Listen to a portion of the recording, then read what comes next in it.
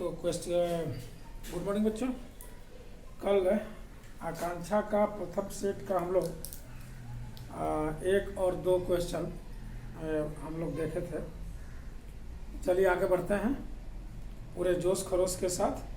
आइए question number 3 बोलता है, आपके व्हाट्सएप में भेजा गया है, मैंने भेजा है।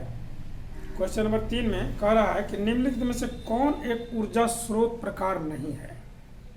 भाई जनित जनरेटर तो सोर्स ऑफ एनर्जी है, ऊर्जा का स्रोत है। सौर कोशिका भी ऊर्जा का स्रोत है। रियोस्टेट नहीं है, ये प्रतिरोध का उल्टा होता है और यह विभिन्न प्रतिरोधों पे करके इसको मापा जाता है।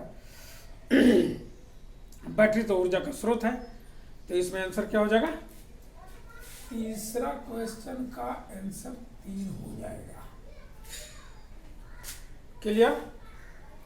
आगे बढ़े क्वेश्चन नंबर 4 में कह रहा है कि 2 ओम 3 ओम 5 ओम मान के 3 प्रतिरोधों को समांतर क्रम में जोड़ा गया है, तुल्य प्रतिरोध क्या होगा? आइए हम लोग पढ़े हैं 1/R equal to 1/R1 1/R2 1/R3। ये कितना है? 2 3 और 5।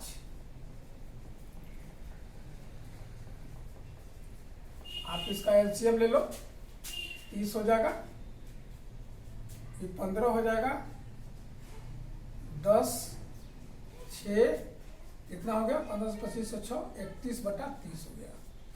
इसलिए R बराबर क्या होगा? ये ऊपर गया तो इसको भी ऊपर कर लेंगे, कितना हो जाएगा? यही आपका तो आंसर कितना दिया हुआ है इसमें? 30/31। तो आंसर कितना हो जाएगा? तो इस तरह से हम लोग बना लेंगे। हम लोग कक्षा में भी बनाए हैं और मुझे उम्मीद है कि तुम लोगों को याद पड़ता होगा। आप देखिए क्वेश्चन नंबर, इसको आप उतार सकते हो। क्वेश्चन नंबर 5 पर हम चर्चा करें। क्वेश्चन नंबर 5 पर अगर हम चर्चा करें तो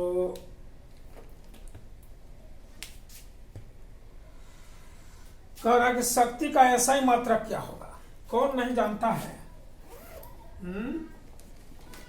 शक्ति का एसआई मात्रक कौन नहीं जानता है?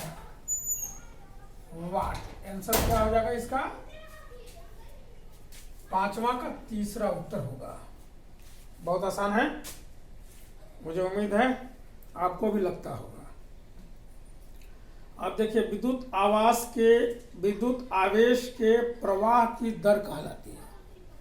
तो विद्युत आवेश के प्रवाह की दर विद्युत धारा कहलाती है। तो ये छठा का भी उत्तर कितना हो जाएगा? तीसरा हो जाएगा, विद्युत धारा। आइए क्वेश्चन नंबर 7 में हम आ जाएं।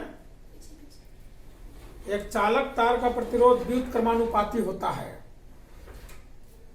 मैंने एक चर्चा किया था कि हरियाणा के एक स्कूल में शॉर्ट सर्किट से आग लग गई थी और उसमें बहुत सारे बच्चे मारे गए थे। मैं क्लास में चर्चा किया था आप लोग से। उसमें हुआ क्या था कि जो वायरिंग जो किया हुआ था, मतलब जो टेंट वाला जो वायरिंग किया, वो पतला तार उसमें यूज कर दिया था। तो पतला तार यूज कर देने से उसका रेसिस्टेंस हाई हो गया था। रेसिस्टेंस हाई होने से हीट प्रोड्यूस हो गया और तार कर करके उसमें शामियाना में आग लग गई थी, जो बहुत दुर्भाग्य का विषय है। नौनिहाल बहुत से बच्चे मारे गए थे। तो देख लीजिए, एक चालक तार का प्रतिरोध व्युत्क्रमानुपाती होता है। आप देख लीजिए कि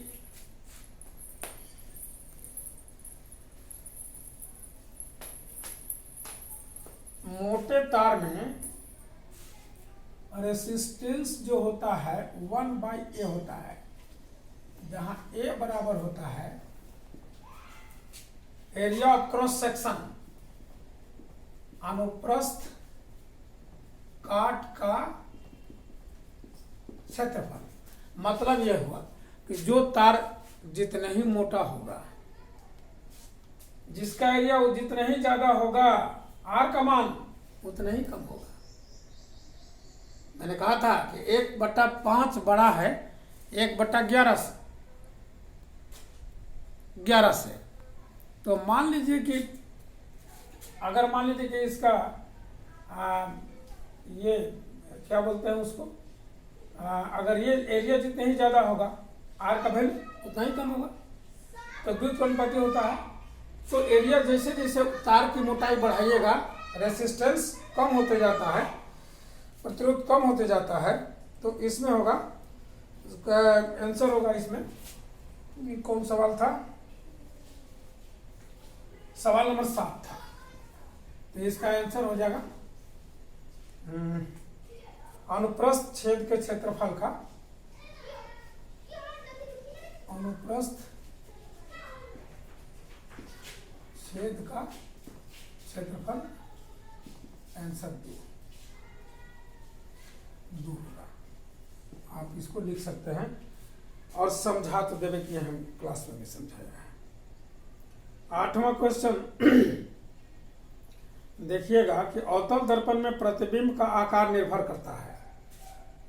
भाई अवतल दर्पण में प्रतिबिंब का आकार के लिए जहां जहां 7 प्रकार का जगह जगह जहां बदल बदल करके हमने डायग्राम खींचा था क्लास में, उसको अगर आप रिव्यू करिएगा तो आपको याद पड़ेगा कि अवतल दर्पण में प्रतिबिंब का आकार निर्भर करता है वस्तु के साइज पर, वस्तु की स्थिति पर, वस्तु के आकार पर, वस्तु द्वारा घेरे गए क्षेत्रफल पर, नहीं वस्तु के स्थिति पर।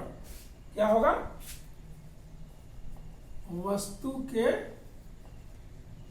स्थिति पर, माने कहां पर आप वस्तु रख रहे हैं, सी पर रख रहे हैं, एफ पर रख रहे हैं, सी के बाहर रख रहे हैं, एफ और पी के बीच रख रहे हैं, कहां रख रहे हैं इस पर निर्भर करेगा ना उसका प्रतिबिंब का आकार। यानी आंसर हो जाएगा 2 हो जाएगा आंसर।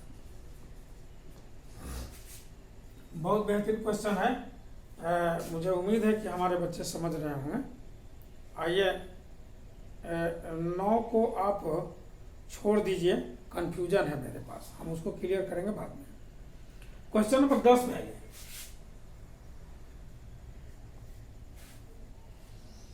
कह रहा है मानव नेत्र में प्रतिबिंब तैयार होता है कहाँ में भाई, कहाँ प्रतिबिंब बनता है, रेटिना पर।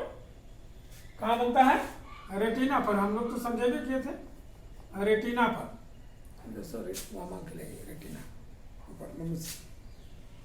आगे आइएगा, अपसारी लेंस के लिए फोकस दूरी है